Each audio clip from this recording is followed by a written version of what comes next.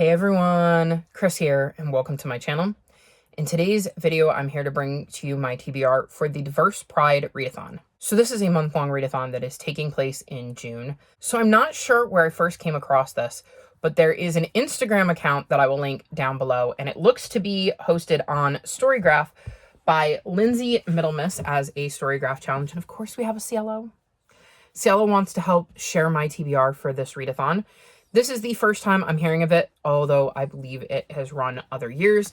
There is a bingo board full of prompts that we can do, and I have picked out a book for each of the main bingo prompts. There is also a bonus bingo board, and I don't know about those. I'm just going to see how many of those I can hit throughout the month with all of my various reading, because a lot of those felt like something that might be hard to tell from a description of a book, but might be really easy to tell as you're reading. So I thought it would be easier to just kind of see what I managed to hit. And by the end of the year, any prompts that I don't manage to hit in the month of June for the bonus board, I want to try to complete before the end of the year.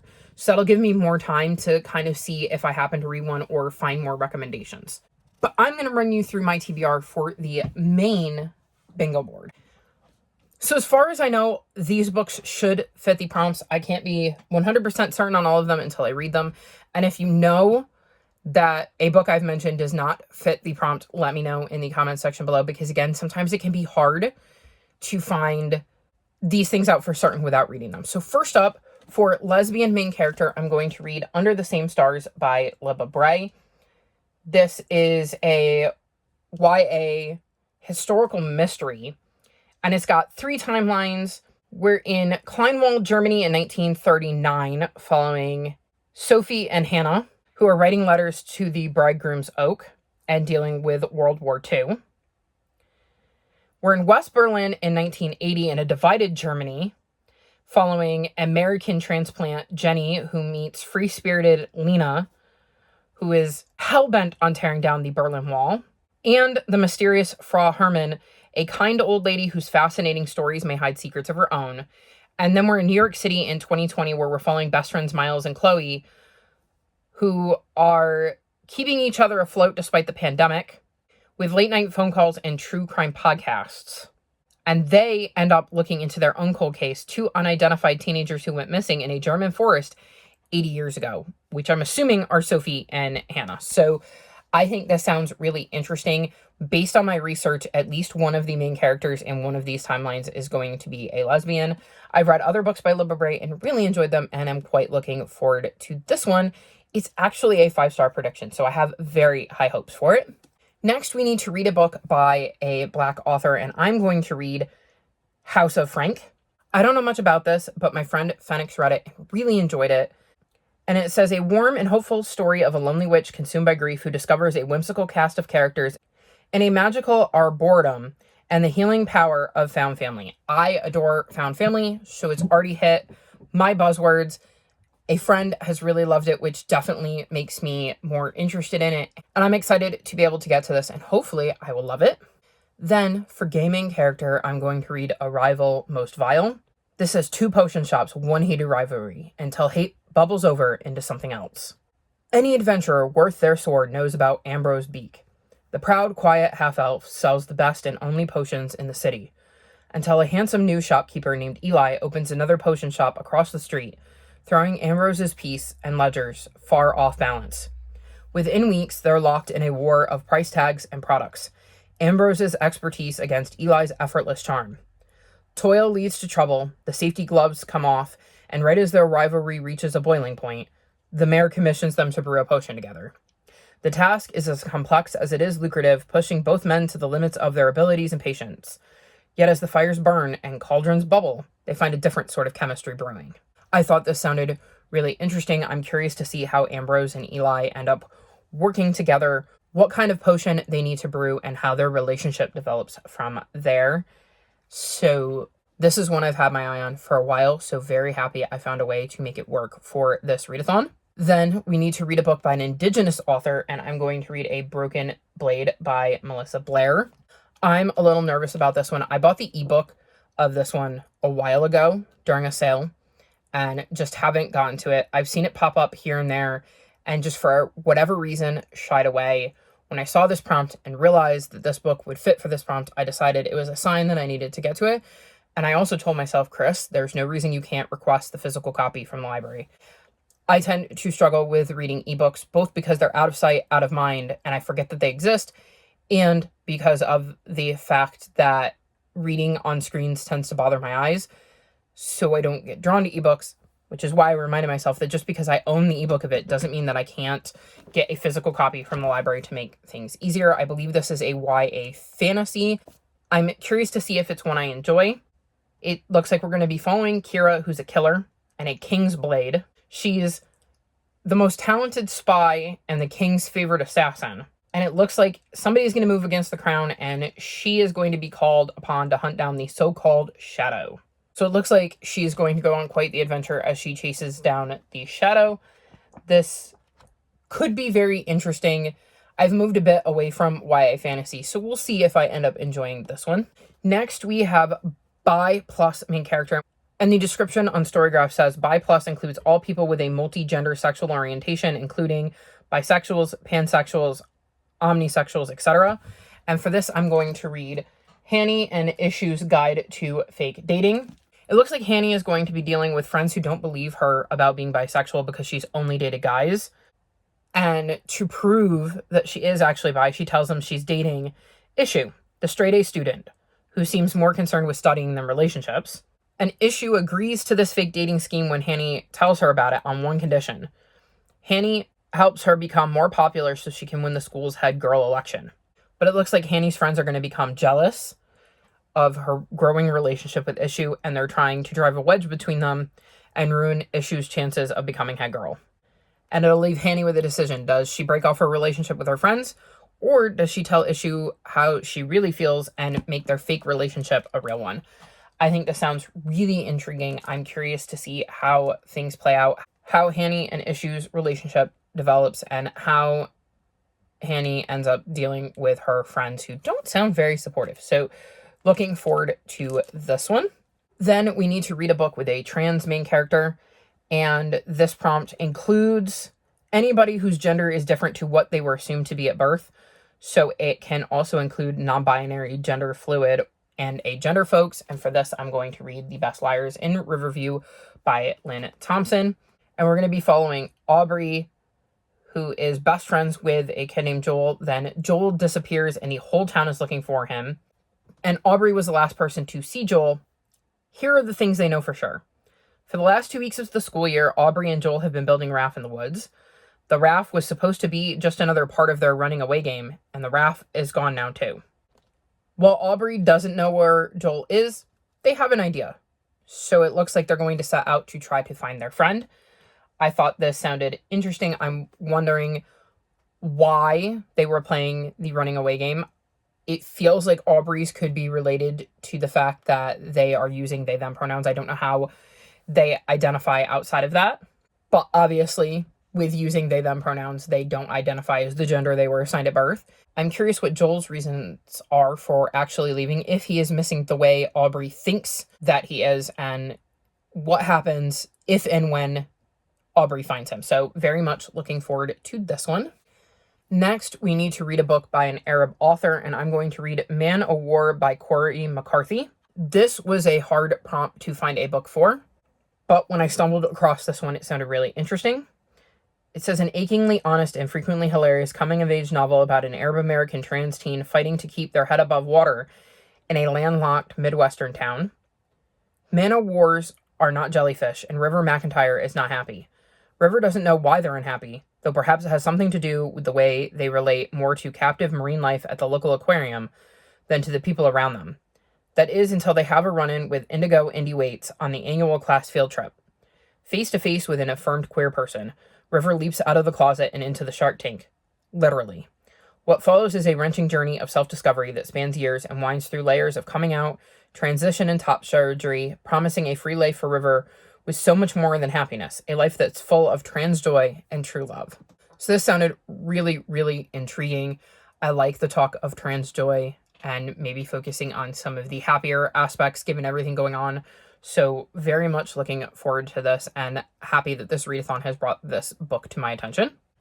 Then we had to read a book with a queer who is in a male-female relationship. So our main character must be LGBTQIA+, but in a male-female relationship. And I picked Hockey Girl Loves Drama Boy. Cielo, you're not helping.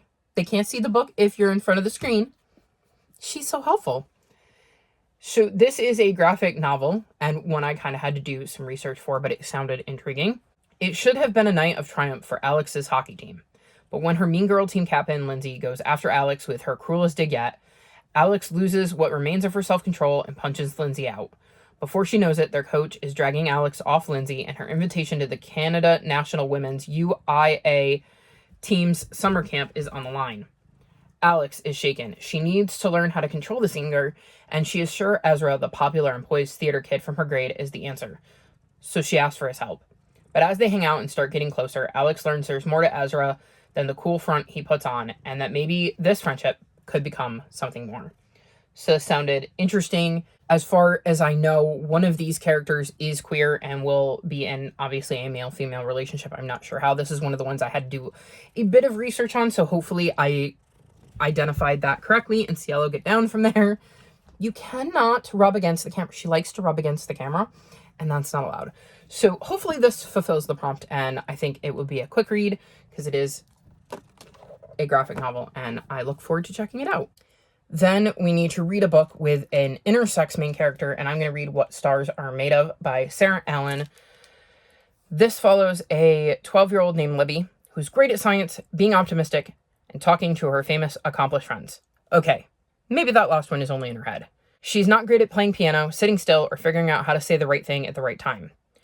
Libby was born with Turner syndrome, and that makes some things hard, but she has lots of people who love her, and that makes her pretty lucky. When her big sister Nani tells her she's pregnant, Libby is thrilled. She strikes a deal with the universe. She will enter a contest with a project about Cecilia Payne, the first person to discover what stars are made of. If she wins the grand prize and gives all that money to Nani's family, then the baby will be perfect and healthy. Does Libby have what it takes to care for the sister who has always cared for her, and what will it take for the universe to notice? And I believe after doing some research that people born with Turner syndrome are considered intersex. Either way, I thought that the concept sounded really intriguing, and I'm curious to see what Libby learns as she goes throughout this book, learn more about Cecilia Payne, and see what happens in the end with this contest and Nani's baby. So very excited and interested in this one. Then we need to read a book by an Asian author, so I'm going to read Ash's Cabin by Jen Wang. This is a graphic novel that follows Ash, who is kind of fed up with things that are going on in their life, the way they're being treated at school, and just people's general lack of care about the environment and things of that nature. Their grandfather had a cabin in the woods, and they think this is their perfect escape, so they set off to find their grandpa's cabin in the wilderness and have to try to survive there and figure out whether they really enjoy being that isolated from people. It is another graphic novel. I've read other books by Jen Wang, really enjoyed them, so I am quite looking forward to this one and seeing what Ash learns during their journey. Then we need to read a book with an asexual or aromantic spectrum main character, and I will be reading The Charm Offensive by Alice Cochran. This is a book that follows Dev, who hosts a dating show, and Charlie, who is going to be the newest contestant on the show, who is trying to find true love. Charlie isn't going to be great on camera as he's trying to date 20 women, and Dev is going to have to try to find a way to get him to loosen up and be more interesting on camera, but it seems like a relationship develops between Dev and Charlie, and they'll have to kind of navigate that and figure out how to deal with that when the idea of the show is that Charlie ends up with one of the women. So very much looking forward to this. I really liked the other book I read by Alison Cochran, so I'm hoping I really enjoy this one as well. Next, we need to read a book with a polyamorous main character, and for this I'm going to read Community Witch by Ash Kreider. As far as I know, this will lead to some sort of polyamorous relationship. The description mentions Aspen, who is a non-binary aspiring community witch, who will inherit a house and witching practice from her aunt, and will end up moving to a beautiful small town, and ends up having a meet cute with a stranger, and then running into the one that got away. So I believe that the three of them are somehow going to end up in a relationship. The premise sounded interesting, and I'm hoping I enjoy it and that I am right about what I've read about this book and how the relationship develops. Then we need to read a book with a disabled main character, and I'm going to read Stars in Their Eyes. And this is a graphic novel, and as you can see, one of the characters on the cover is definitely disabled. And it says, Maisie is on her way to her first fan con, and she can't wait to meet her idol, an action star who had an above-the-knee amputation just like Maisie. But then she meets Ollie. Ollie is a cute volunteer working the show, and they geek out about nerd culture just as much as Maisie does. After spending the day together, Maisie notices feelings for Ollie that she's never had before. Could Ollie feel the same way? So I thought this sounded interesting. I really like how the rep is depicted. I think that is really cool to see on the front of a novel. I like that it's a graphic novel as well, so we'll continue to see more of that. And I love that even without having read it, there is a book that depicts a main character who has had an above-the-knee amputation right on the cover, because I think it's really cool that kids who have experienced that will get to see themselves represented on the cover of a book. So looking forward to this one. Then we need to read a book with a fat or plus size main character, and I'm going to read Time and Time Again by Chatham Greenfield. So in this book, we're following Phoebe, who is stuck in a time loop. She is frustrated because she's been living this day over and over again, and she just wanted to get to her doctor's appointment to hopefully deal with her IBS. Then one day her crush Jess shows up in this time loop, and now they're stuck together. Jess starts to get her to come out of her shell and do things that maybe she wouldn't normally do, because what does it matter? The whole day is going to reset. This gets Phoebe out of her comfort zone and just makes her feelings for Jess grow deeper, and she starts to get worried. What if Jess is only interacting with her this way because they're stuck together in a time loop? What if her doctor doesn't take her IBS seriously? But worst of all, what if she never gets out of this time loop to find out the answer to either of those questions? So I thought this sounded really intriguing. I love a good time loop book. And I'm curious to see what happens with Phoebe and Jess and how they manage to break this time loop, assuming they do. Then we need to read a book by a Latin author, and for this I'm going to do a reread of the Sunbearer Trials by Aidan Thomas. This is a duology. I want to get to the second book, Celestial Monsters, this year, but I feel like it's been a while since I've read the first book, so I thought this was the perfect opportunity to do a reread. This follows Tio, who is a 17-year-old Jade Semidios and the trans son of the goddess of birds. And there are these trials every year where the winner carries light and life to all the temples in Reino del Sol, whereas the loser will be sacrificed to Sol, their body melted down to refuel the sunstones, protecting the world for another 10 years. Tio really isn't interested in these trials at all, except for the fact that his best friend, Naya, is a gold semidios and a shoo-in for the trials, but is worried because she would have a 1 in 10 chance of being the one sacrificed, and he doesn't want to lose her. But then something unexpected happens, and 2 Jade semidioses are chosen, which is very unheard of. And Tio is one of them, so now he has to compete in these trials against gold opponents who are more powerful and better trained. So basically, we're going to be following Tio as they compete in these trials, and they don't really care whether they win, whether their friend wins. They just want to get both of them through these trials because they don't want to lose their friend, and they certainly don't want to die themselves. So I remember really enjoying this, but I don't remember enough of the details to confidently go into book 2 without rereading this. So I thought this was the perfect opportunity to give this one a reread. And then the last prompt is set outside the US and UK, and I'm going to be reading Wrong Answers Only by Tobias Madden.